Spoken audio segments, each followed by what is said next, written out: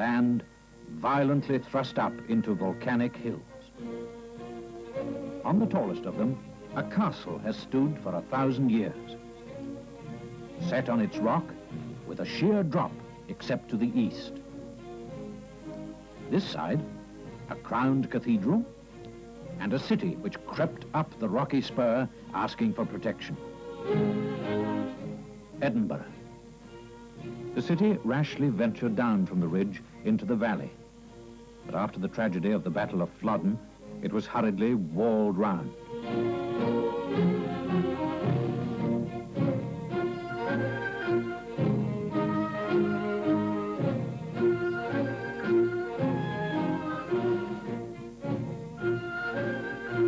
Queen Mary's White Palfrey gave a name to White Horse Close, a coaching inn down near the palace, point of arrival from London. Uphill, the high street of the crowded, rickety, cliff-hanging, skyscraping capital of Scotland. After the Union, a capital only in name. A cathedral divided into makeshift kirks. A Parliament Hall where Parliament no longer sat.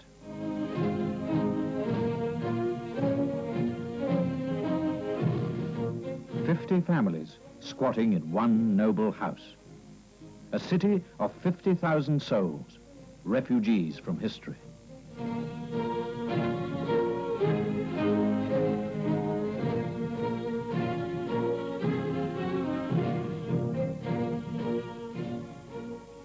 Decay and disease elbowed through the closes and wines.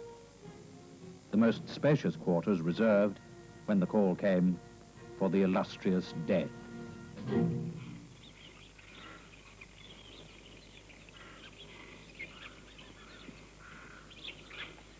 Today, this old town still stands on its rock, though many ancient buildings have been replaced. A town of up and down streets, up and down stairs. 200 years ago, a time of overcrowding, squalor, hopelessness.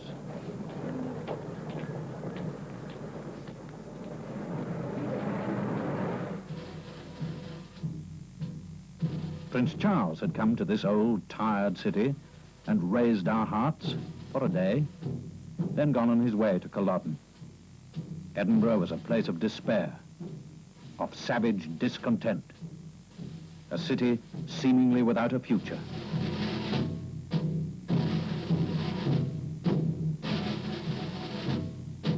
It was Edinburgh's Lord Provost, George Drummond, who saw clearly the dawn of a new age, a prospect for the city.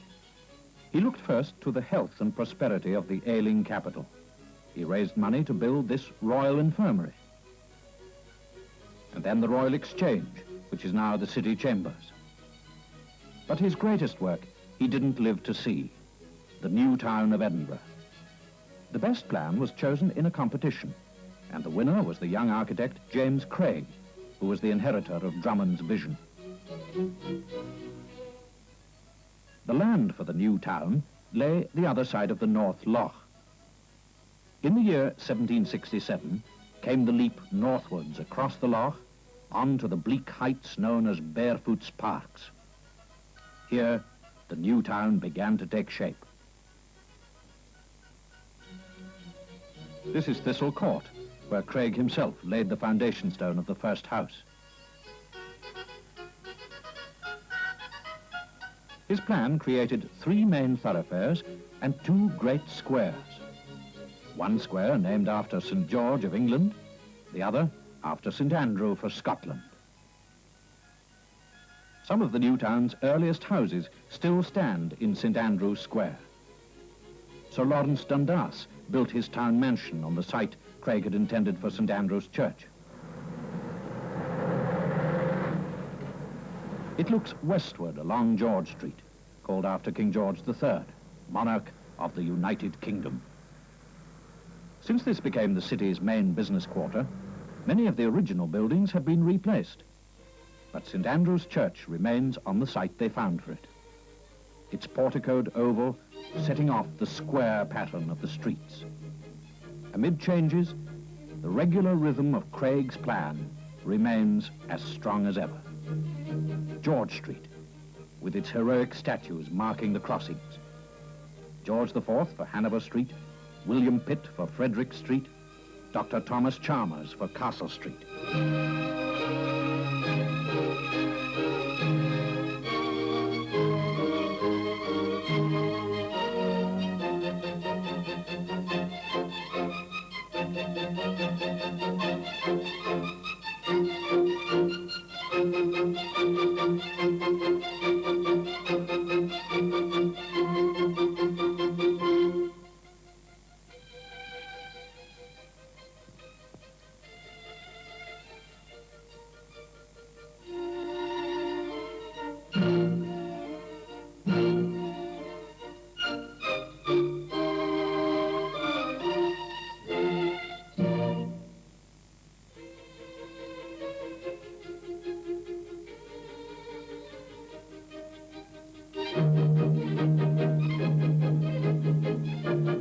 Sir Walter Scott lived for 25 years in this house in Castle Street. The friendly advocate by day, the tireless writer by night. His authorship of the Waverley novels still unrevealed. At the far end of George Street, the green dome of St. George's Church announces the westward square. Edinburgh already had a George Square, so this one was renamed Charlotte Square. Robert Adam was appointed as its architect the year before his death. Adam brought the idea of unity to Edinburgh's Georgian streets and made this the finest 18th century terrace in Europe. 11 houses sharing the glory of a single palace front. The middle house is now the property of the nation, to be the official home of the Secretary of State for Scotland. Built for Lord Bute, the work of Scotland's greatest architect, for Scotland's greatest family of architectural patrons. The lovely unity of its design extends within the house.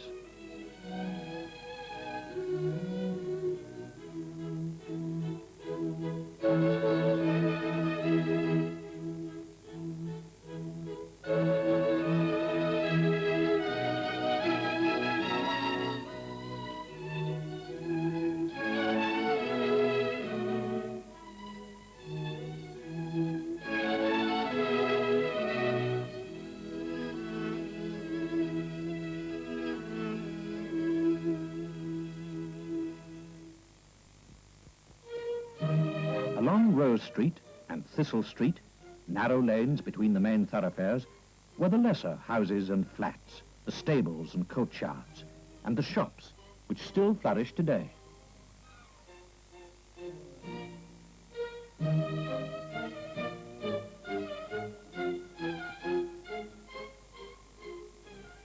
Blackwood's publishing house was one of the shops which soon invaded George Street and Princes Street. Architects and lawyers have now set up their offices in the houses built for the better-off tradesmen in Hill Street. With access from the Old Town by the North Bridge, Craig's New Town grew quickly from the east.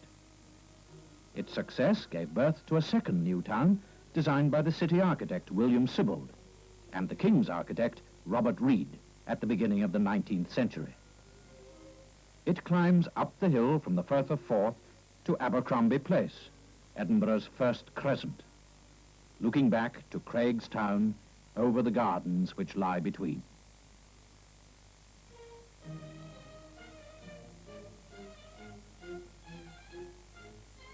William Playfair was the architect of St. Stephen's Church. Here, you can either explore its great portal or enter the central avenue of Great King Street between columned pavilions. These houses and flats, privately built but conforming, as became the rule, to the architect's exact design.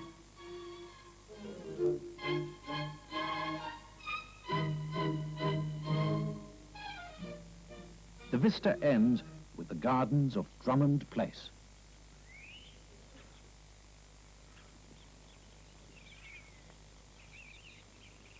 Just outside the city, a temple stands in Arcadia. The Temple of Health on the Water of Leith, where you could drink the waters of St. Bernard's Well.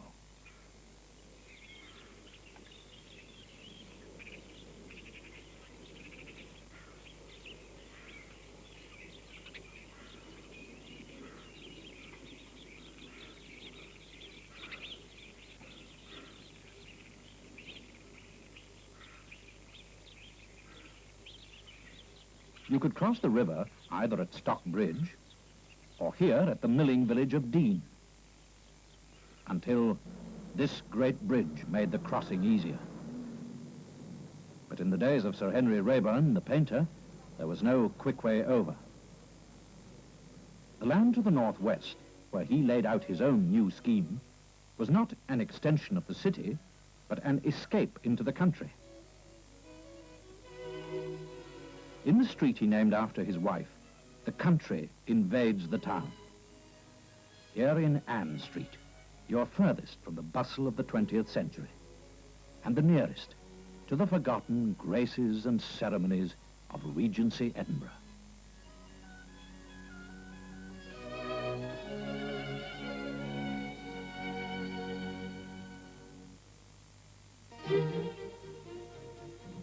Yet most people preferred to lead a city life in the city. While Ann Street was building across the Water of Leith, so were the first terraces of another layout at the West End. Hard on its heels came the Earl of Murray's estate, filling an awkward leftover site with a triumphant sequence of crescent, oval, and octagon.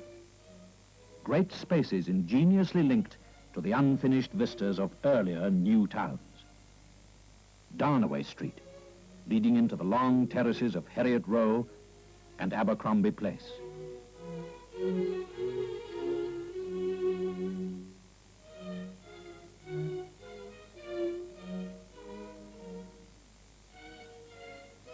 Lord Murray and his architect created a unity which drew together the surrounding new town into a larger unity.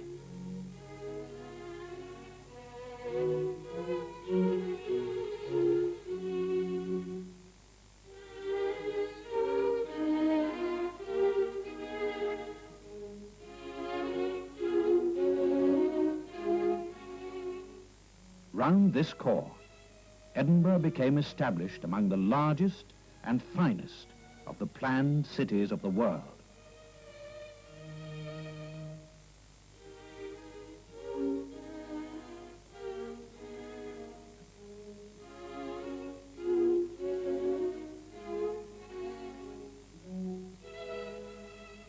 Below the backs of these great houses lies the Dean Valley, soon to be spanned by Telford's splendid bridge.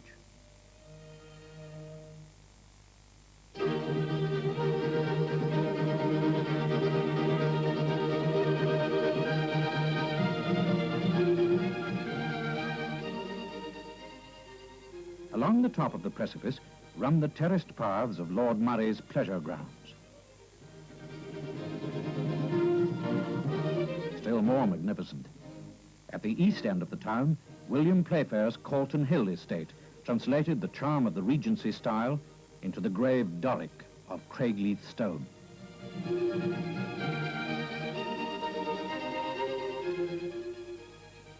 And across the gardens launched the Corinthian colonnade of Royal Terrace.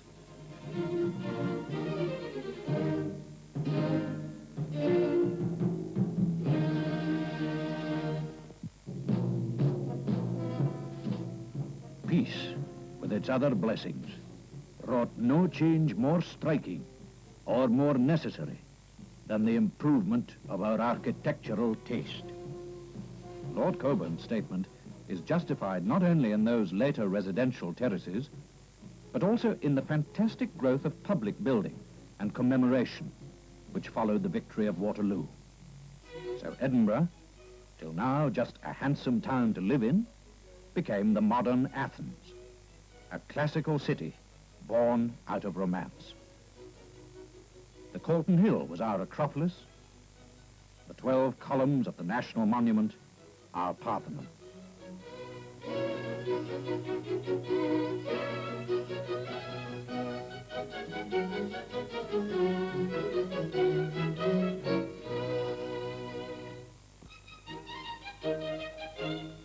Waterloo Place lies over a bridge of many arches, built up so that only one is visible, one roadway running beneath it, and the main road to London overhead.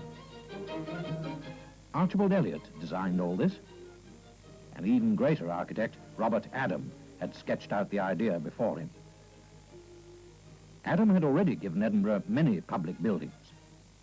a register house for the records of Scotland.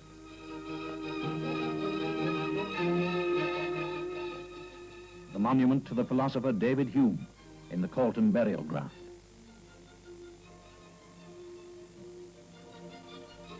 Finally, the urban masterpiece of his whole career, the entrance frontage of Edinburgh University, proudly bearing his name. Robert Adams' vision of Edinburgh was now to be realized. With the 19th century, a new generation of architects arose. Eliot, Playfair, Hamilton, Gillespie, and Byrne. These men gave us the proud city we know. The city of architectural festival 12 months a year.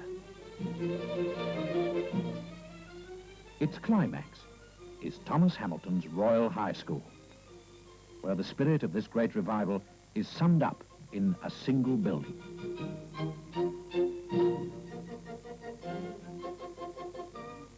Burns, the Doric poet.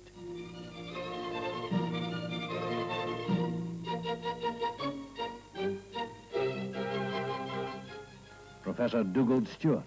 In raising temples to these heroes, the architects themselves became the heroes of the modern Athens. The Physicians' Hall was architecture's tribute to medical knowledge, and Thomas Hamilton's tribute to Queen Street in Craig's first new town, by then 3/4 of a century old.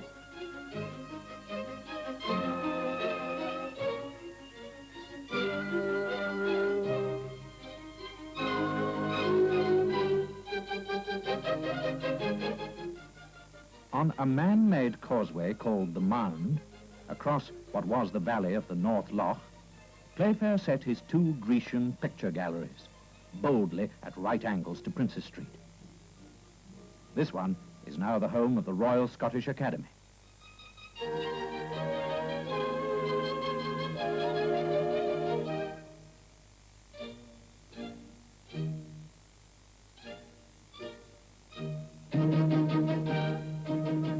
In Princes Street, Craig's mile-long terrace confronting the castle and the old town, costume and traffic are not the only changes since the late Georgian golden age. Fine buildings have risen and fallen.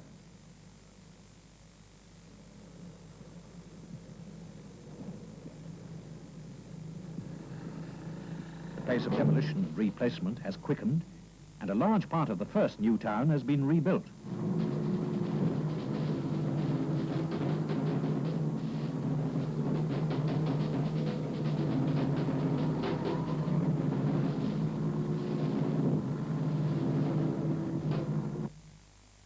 From its border of trees, Princes Street remains much the same, a peaceful green promenade. Yet across the traffic turmoil of the roadway, a new street is in the making. Building heights and materials, even designs are controlled.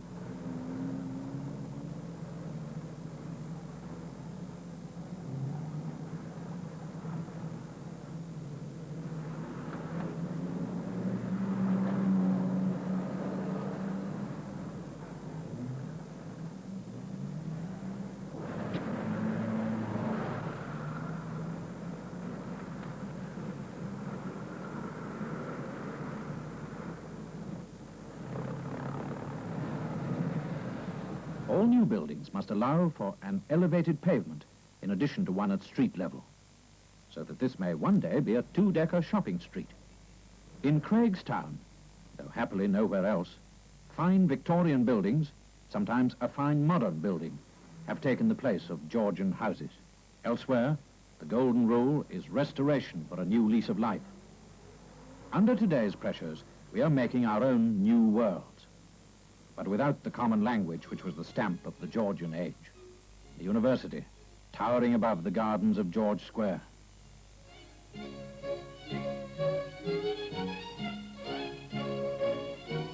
In the city of tenements, a new sort of high building replacing the slums of Holyrood Square and throwing up a challenge to the hills and to tradition.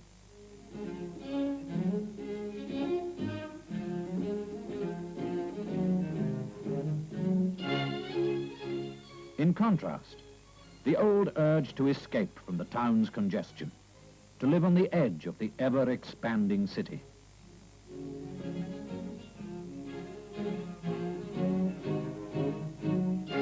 Halls of residence, close to the immemorial hills of Holyrood Park, rubbing shoulders with nature more closely than we've dared before.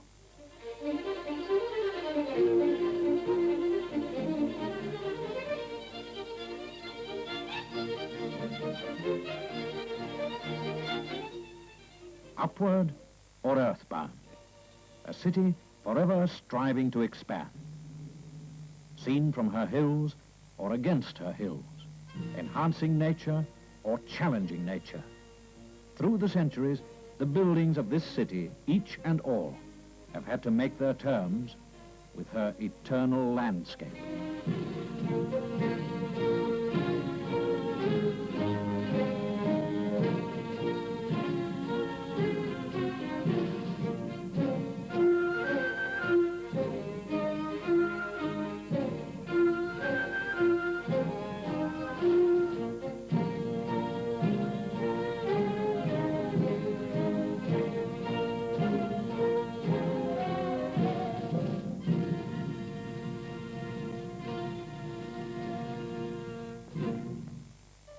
Thankfully, today's planners and architects are not repeating some of the mistakes of the recent past.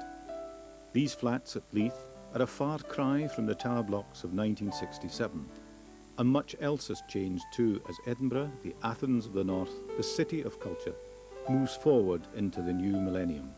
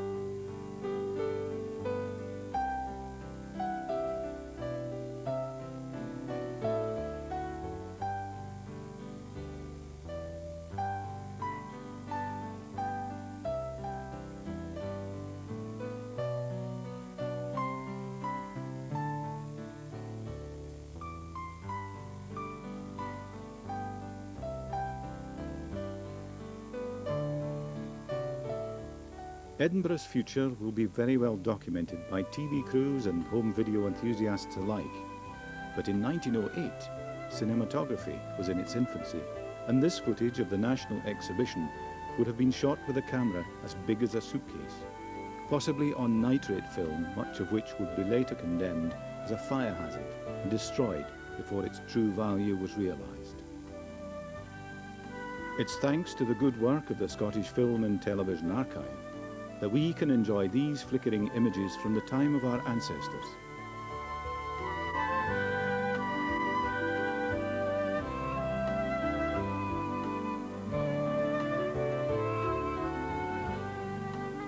The exhibition might look more like a fun fair in this footage, but it attracted visitors from all corners of the Commonwealth, if not the world. This policeman's rifle is a none too subtle reminder of the need for security even in those days.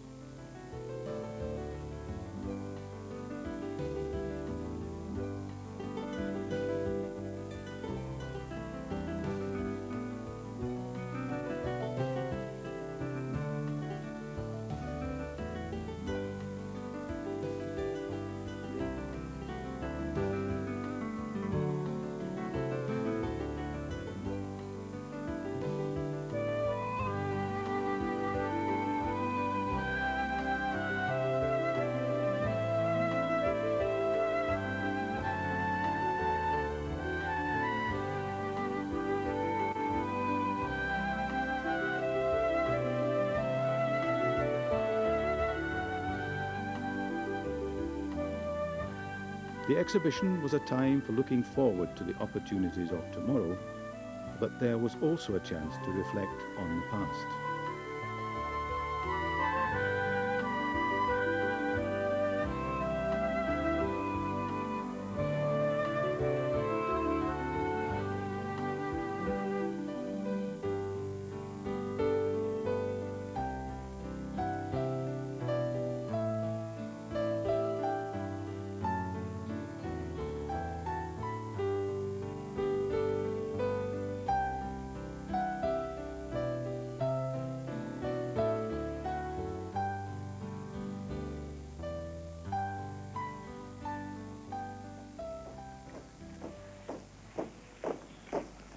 Just 6 years on from the exhibition, an assassination in Sarajevo sparked a chain of events which would cost millions of lives worldwide.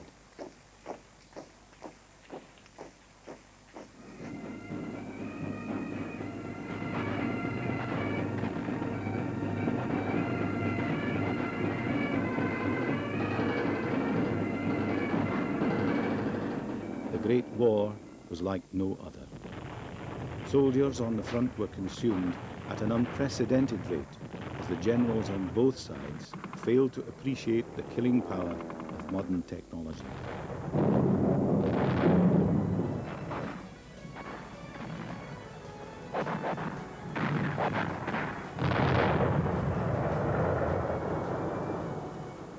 Women were at last liberated from domestic chores to stoke the fires of the Western Front, and the civilian population was asked to dig deep into its pockets to fund it. This is the Lord Provost of Edinburgh, Sir John Lorne MacLeod, in 1917, standing on the new wonder weapon, the tank, extolling the population of Aberdeen to buy war bonds. This was just one of several appeals. Here is Major Maltby of the Royal Flying Corps, displaying the capabilities of his fighter aeroplane. And this is a procession through Edinburgh to Powder Hall grounds, where there was a display of theatrical sports in aid of Admiral Sir James Starton's benevolent fund for minesweepers.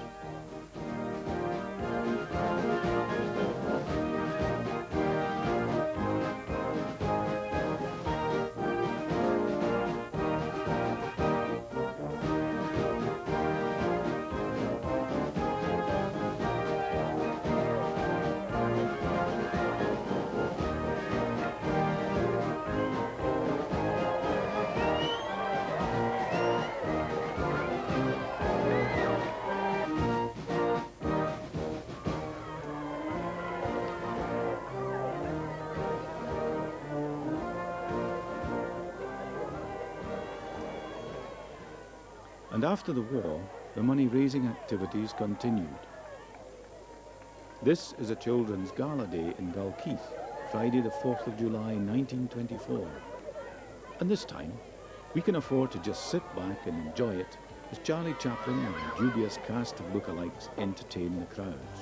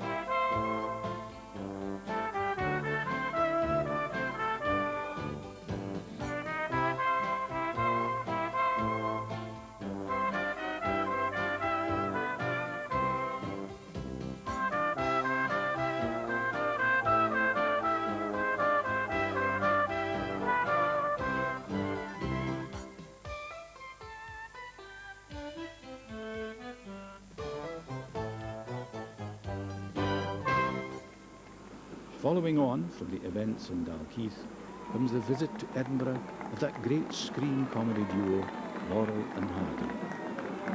Perhaps slightly past their peak, they nevertheless received a welcome, in those days, normally reserved for royalty, and the crowds follow them wherever they went.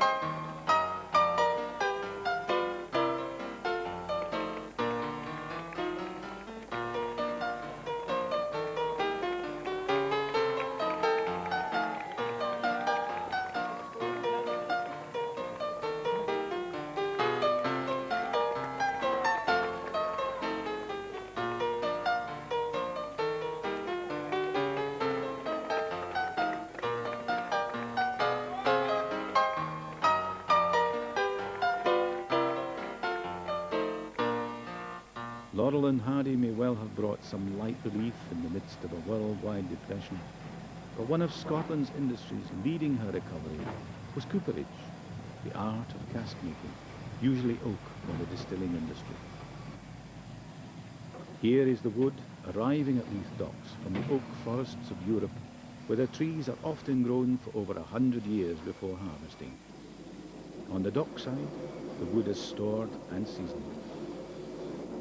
The men of William Lindsay and Son from Cannon Mills Cooperage, just a short distance from the docks, are using Memel oak of 1934 vintage, which is then cut to size and shape in the sawmill.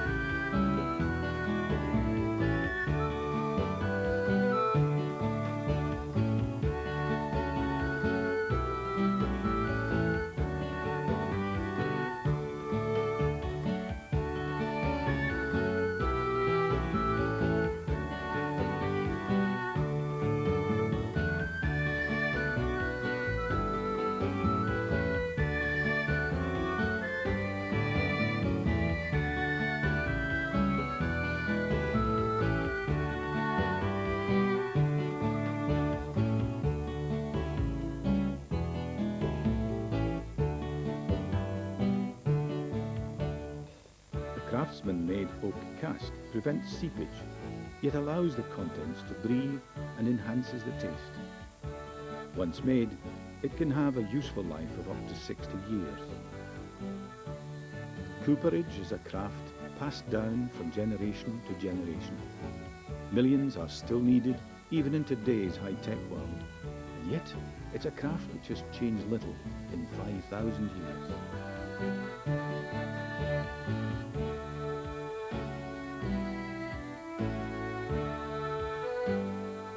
From something which has changed little, we now go to something which has changed dramatically: education. This film, made by the Education Authority for Edinburgh, is absolutely fascinating. In the light of criticism levelled at many of today's standards of education, perhaps it's time to put it all into context. There is so much we could say here, but perhaps this is one instance where the story is best told by pictures rather than words.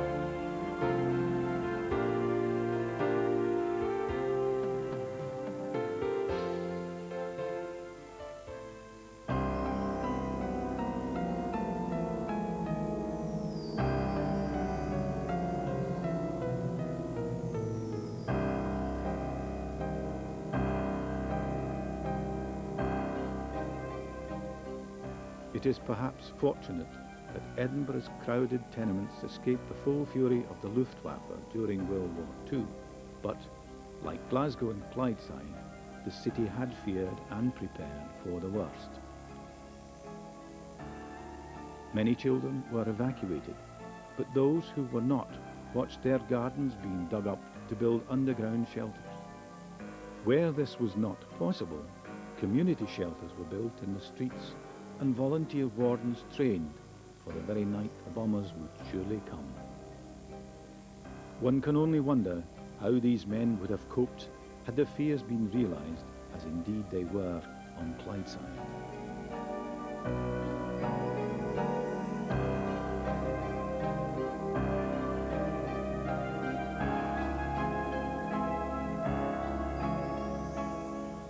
It was left to the post-war planners to achieve in Edinburgh what the Luftwaffe had failed to do, and many of the run-down and overcrowded tenements were pulled down and replaced by tower blocks, modern follies which, less than a generation later, were themselves run down and overcrowded. But Edinburgh's economy has always been strong, and not just from tourism. This film, made in 1955, not only looks at some of the traditional industries of the area, but also gives us the opportunity to look back at some of the surrounding settlements.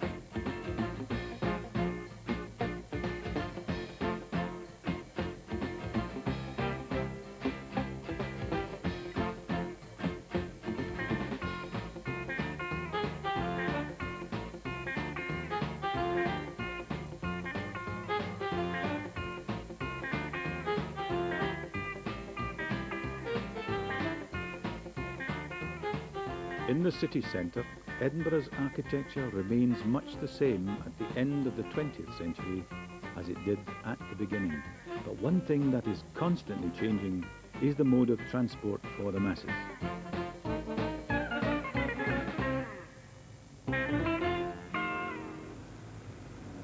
The railway first came to Edinburgh in 1831 with a line to the coalfields of Mid-Lothian, and just 15 years later a route to London was opened.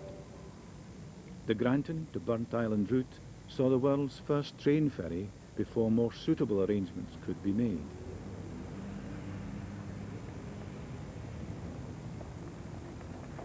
Horse-drawn trams were introduced in 1871, followed by a cable tramway system.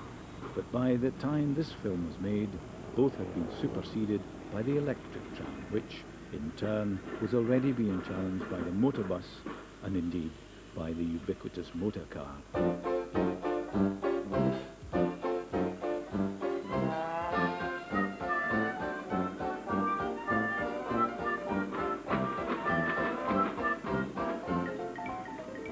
Petrol stations began to appear on major routes in and out of the city, and by the 1930s and the 1940s, parking was beginning to be a problem in certain areas, such as here in George Street.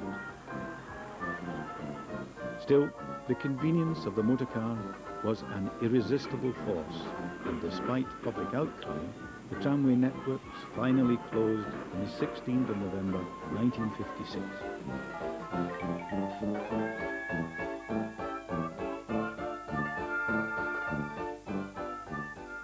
As for the future, well, the car was and still is king. Despite the best efforts of traffic wardens, parking meters, double yellow lines and sleeping policemen, the motor buses are still with us too, but there are few, least of all the car owners, who believe the current situation to be ideal. There are calls for pedestrianisation, a new tramway system, cycle lanes, bus lanes, and perhaps most radical of all, there is a residential development in which cars are banned altogether. Transport aside, the capital of Scotland starts the new millennium as home to a Scottish Parliament, and with Scottish nationalism seemingly on the rise, let's hope the next century is as interesting as the last.